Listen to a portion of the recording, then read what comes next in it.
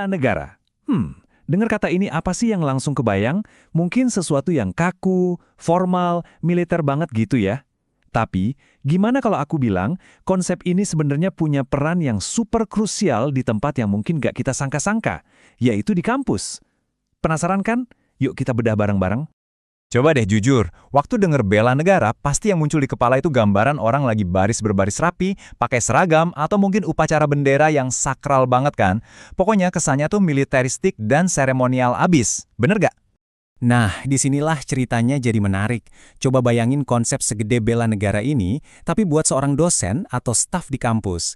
Gimana cara nerapinnya coba? Apa cuma sebatas ikut upacara tiap Senin pagi? Atau jangan-jangan ada makna yang jauh lebih dalam dari itu? Oke, kita mulai dulu dari realitanya sekarang ya. Ternyata nih, di lingkungan kampus, kesiapan bela negara itu seringkali cuma dianggap ya sebatas formalitas saja, cuma buat ngelengkapin dokumen administrasi. Nah, di sini kelihatan banget bedanya. Di sebelah kiri, itu kondisi sekarang. Cuma soal administrasi dan seremoni. Cuma sekedar ngecentang daftar tugas. Terus, lihat yang di kanan, itu kondisi idealnya. Bela negara jadi sesuatu yang benar-benar hidup, jadi bagian dari kerjaan sehari-hari, dan intinya adalah integritas. Jomplang banget kan perbedaannya? Terus, emangnya kenapa kalau cuma formalitas? Nah, ini dia masalahnya. Pemahaman yang dangkal ini bahaya loh. Kalau nggak nyambung sama penilaian kinerja, terus pelatihannya juga asal-asalan, kampus justru bisa jadi tempat yang empuk banget buat ancaman-ancaman zaman sekarang. Ancaman apa? Ya kayak radikalisme atau berita hoax. Logikanya, kampus itu kan pusatnya pemikiran kritis, makanya gampang banget jadi sasaran ideologi-ideologi berbahaya. Ini bukan lagi soal formalitas, tapi udah masuk ke ranah keamanan. Oke, cukup bahas masalahnya. Sekarang, kita pindah ke solusinya. Gimana caranya kita bisa ngubah bela negara ini dari yang tadinya cuma selembar daftar centang, jadi sesuatu yang benar-benar ngebentuk karakter? Coba kita bayangin bareng-bareng, nilai-nilai bela negara itu bukan cuma checklist di kertas, tapi jadi salah satu poin penting dalam penilaian kinerja dosen dan staf. Terus, ada pelatihan yang rutin dan jelas, jadi para staf ini bisa jadi panutan yang keren buat mahasiswanya. Dengan gitu, kampus bisa jadi semacam benteng pertahanan ideologis yang kuat dari dalam. Keren kan? Nah, ini dia kata kuncinya, bela negara yang substantif. Maksudnya apa? Artinya, bela negara itu bukan lagi kewajiban dari luar yang dipaksain, tapi udah jadi bagian dari diri sendiri. Udah mendarah daging gitu. Ini soal integritas dan profesionalisme yang kelihatan dari perilaku sehari-hari setiap orang di kampus. Oke, visi tadi keren banget. Tapi gimana cara mencapainya? Nah, buat sampai ke sana, kita nggak bisa asal jalan. Kita butuh strategi yang jelas. Salah satu alat yang paling umum dan efektif itu adalah analisis SWOT. Kita bakal petain apa aja kekuatan, kelemahan, peluang, dan ancaman yang ada. Kita mulai dari yang bagus-bagus dulu ya, yaitu strengths atau kekuatan dari dalam.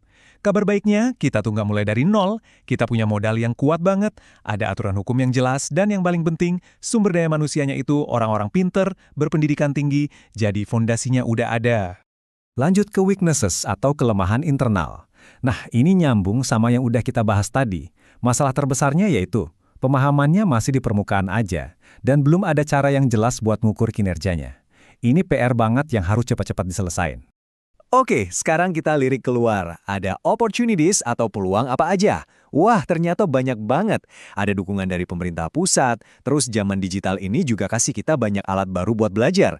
Dan kita bisa kerjasama bareng banyak pihak, kayak TNI, Polri, atau BPI. Ini kesempatan emas yang wajib banget kita manfaatkan. Dan yang terakhir, kita juga harus sadar sama threats atau ancaman dari luar. Kita harus realistis, ini bukan main-main. Ancaman kayak radikalisme dan hoax itu beneran nyata dan langsung nyerang ke jantung pertahanan ideologi kita. Dan mau nggak mau, dunia pendidikan itu ada di garda terdepan buat ngelawan ini semua.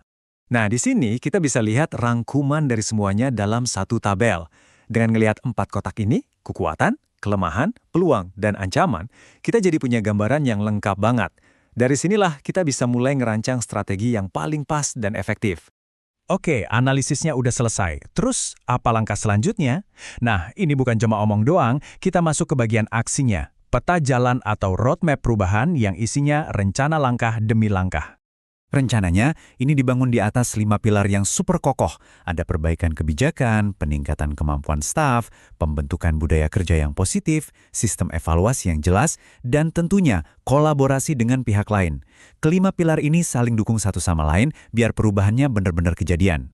Dan yang keren, semuanya itu ada timeline-nya yang jelas, jadi nggak ngawang-ngawang. Mulai dari 6 bulan pertama buat siap-siap dan bikin aturan, terus 6-12 bulan berikutnya buat eksekusi programnya. Sampai akhirnya, di tahun kedua dan seterusnya, nilai-nilai ini diharapkan udah jadi bagian dari sistem kampus secara permanen.